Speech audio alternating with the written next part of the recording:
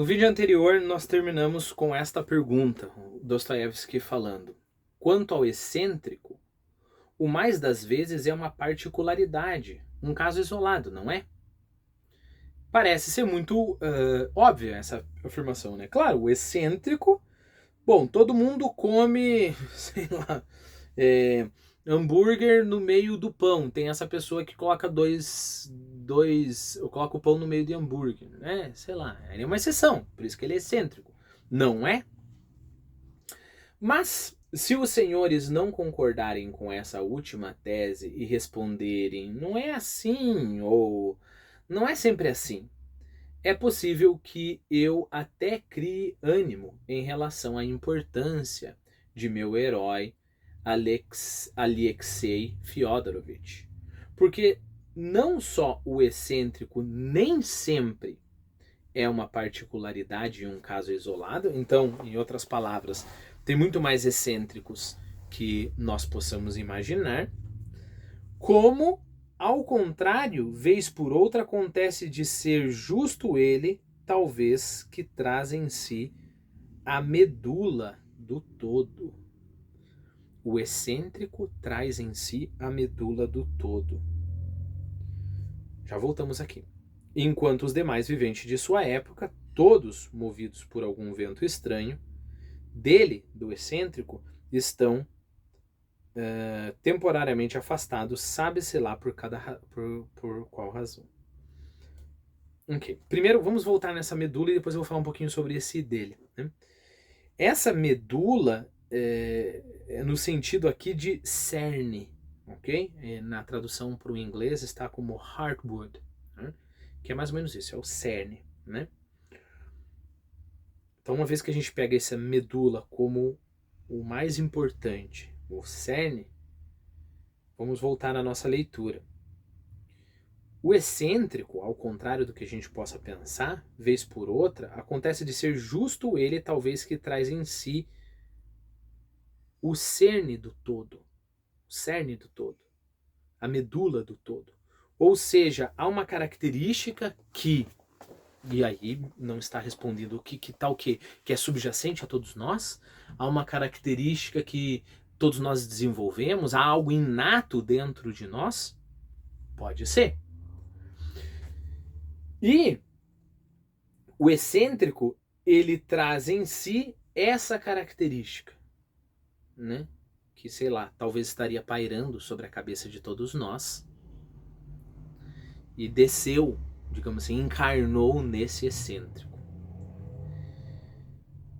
Então essa característica, que sabe-se Deus o que é o espírito da época, né? E encarna no excêntrico, enquanto os demais viventes de sua época, todos movidos por algum vento estranho, dele estão temporariamente afastados. Na tradução para o inglês, há uma divergência. Na tradução em inglês não se refere a ele, o excêntrico, mas a ela, a medula do todo. E aí a interpretação muda bastante, concorda? Todos movidos por algum vento estranho, todos estão afastados do cerne, da medula da humanidade ou do tempo, ou o que quer que seja, e dessa medula, estão temporariamente afastados, sabe-se lá por que razão. Então, basicamente, nessa interpretação, o excêntrico, pelo menos um tipo de excêntrico, é claro, né? É aquele que não se desviou, né? Então, há como se fosse um tipo de chamado. Lembra-se, nós estamos tudo está ao ar aqui, né?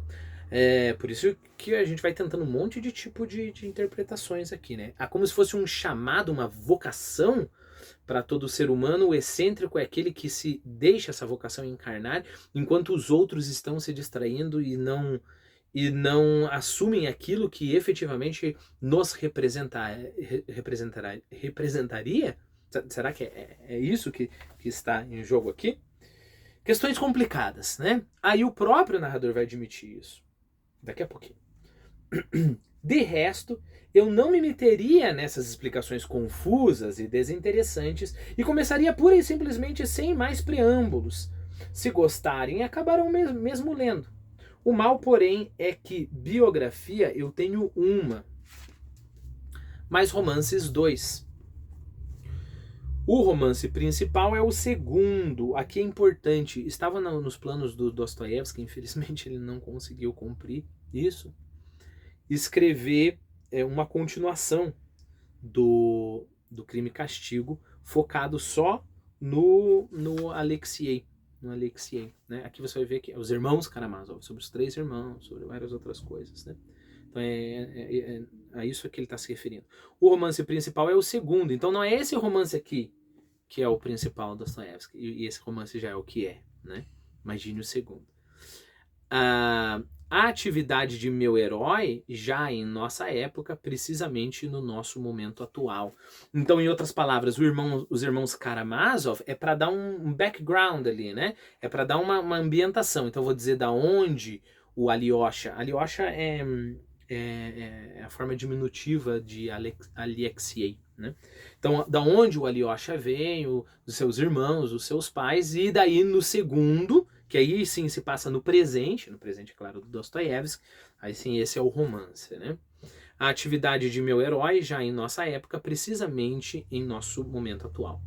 O primeiro romance aconteceu já faz 13 anos e quase nem chega a ser romance, mas tão somente um instante da primeira juventude do meu herói.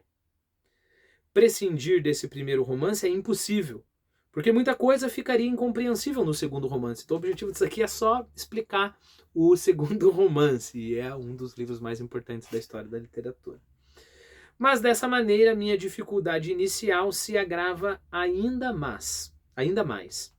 Se eu mesmo, isto é, o próprio biógrafo, acho que um só romance já é, talvez, um excesso para um herói tão modesto e indefinido, então como é que vou aparecer com 2 e como explicar tamanha presunção da minha parte?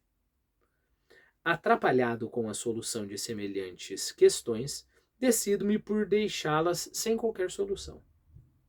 É claro que o leitor perspicaz já percebeu há muito tempo que desde o início eu vinha dando esse rumo à coisa, ou seja, não vou saber explicar o que está acontecendo. E apenas se afligia comigo, perguntando-se por que eu gastava à toa palavras estéreis e o precioso tempo. Já tenho uma resposta pontual. Gastava palavras estéreis e o precioso tempo, em primeiro lugar, por cortesia. Como assim por cortesia, né? Bom, primeiro e segundo lugar, depois a gente volta. Em primeiro lugar, por cortesia. E em segundo, por astúcia. Vamos, seja como for, eu preveni de antemão. Né? Daí ele coloca 2 pontos como explicação. Como assim por cortesia?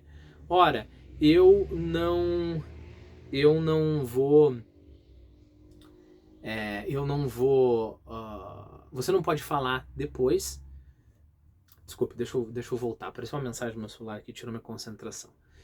Como assim por cortesia? Eu não vou submeter uma pessoa a ler 400, 500, 600, 700 páginas do meu livro sem avisar. Então é uma cortesia que eu faço. Olha, vai ser um romance desse modo aqui. Você tem certeza que quer gastar teu tempo com isso? Então, e aí, explicação. Vamos, seja como for, eu preveni de antemão. E por astúcia também, né? Ninguém pode me acusar. Eu comecei a ler teu livro lá pensando que ia aprender grandes coisas, conhecer um grande herói, conhecer a porcaria de um menino que não faz sentido nenhum, né?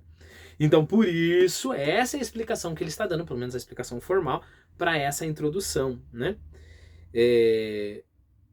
Eu gastei palavras estéreis, essas 2 páginas aqui de introdução, por cortesia, em primeiro lugar, e em segundo, por astúcia. 2 pontos. Vamos, seja como for, eu preveni de antemão. Então, em outras palavras, se protegendo, preveni de antemão, eu te obriguei a gastar 2 páginas de leitura. Né? Se você leu as outras 500, 600, aí é por tua própria conta e risco.